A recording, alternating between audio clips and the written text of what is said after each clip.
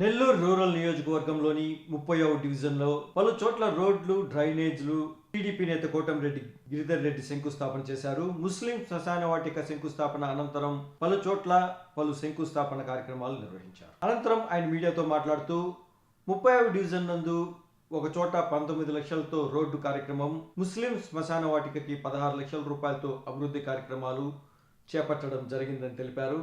అనంతరం ముఖ్యమంత్రి నారా చంద్రబాబు నాయుడుకి, నారా లోకేష్కి, పవన్ కళ్యాణ్కి ధన్యవాదాలు తెలియజేశారు. ఈ కార్యక్రమంలో 30వ డివిజన్ కార్యకర్తలు, నాయకులు తదితరులు పాల్గొన్నారు.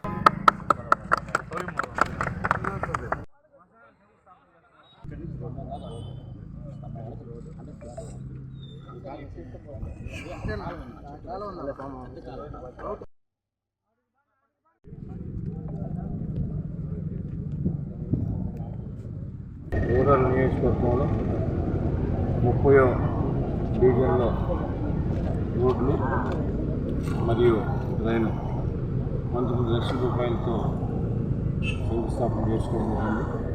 అదేవిధంగా 31వ డివిజన్లో సౌకర్యత దగ్గర 16 లక్షల రూపాయలతో శ్మశాన వాటికి కాంపౌండ్ ఉంది.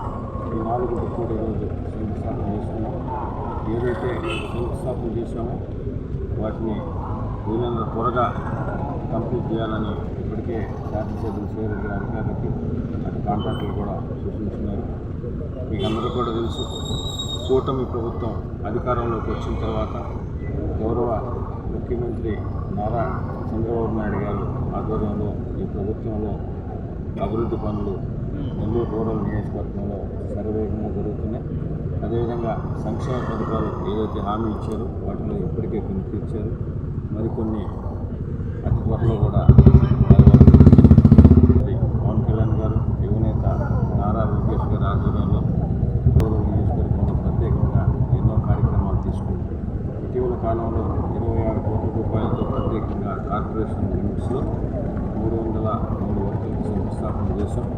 ఏదైతే శంకుస్థాపన చేశామో ఆ పనులన్నీ కూడా నిరంతరం కూడా ఎమ్మెల్యే గారు కానీ, స్థానిక కార్పొరేటర్లు, డివిజన్ అధ్యక్షులు, క్లస్టర్ ఇన్ఛార్జీలు, పార్టీ డివిజన్ అధ్యక్షులు, నాయకులు, నాయకులు అందరూ కలిసి ఆ పనులు ప్రజలతో భాగస్వాములై ఆ పనులన్నీ కూడా పర్యవేక్షిస్తున్నారు. ఇప్పటికే ఆ పనులన్నీ కూడా శరవేగంగా జరుగురెడ్డి గారిని అందరినీ కూడా మీరందరూ ఆశీర్వదించాలని మనస్ఫూర్తిగా కోరుకుంటూ, కూటమి ప్రభుత్వం అధికారంలోకి వచ్చిన తర్వాత గతంలో మీరు చూశారు, గత ప్రభుత్వం ఈ రాష్ట్రాన్ని సర్వనాశనం చేసినప్పటికీ కూటమి ప్రభుత్వం అధికారంలోకి వచ్చిన తర్వాత గౌరవ ముఖ్యమంత్రి చంద్రబాబు నాయుడు గారి రాష్ట్రాన్ని తిరిగి గాడిలో పెట్టాలా, భారతదేశంలోనే అగ్రగామిగా నిలపాలన్న ఒక మంచి ఉద్దేశంతో ఆ వయసులో కూడా ఎన్నో కష్టాలు పడుతూ ఆయన ఎన్నో ఇబ్బందులు పడుతూ ఆర్థికంగా పరిస్థితి బాగలేనప్పటికీ కేంద్ర ప్రభుత్వం సలహాలు సూచనలతో కేంద్ర ప్రభుత్వంతో సమన్వయం చేసుకుంటూ ఆంధ్ర రాష్ట్రాన్ని ఈరోజు అభివృద్ధిలో అగ్రగామిగా భాగస్వామ్యం చేసి నడిపిస్తున్నారు.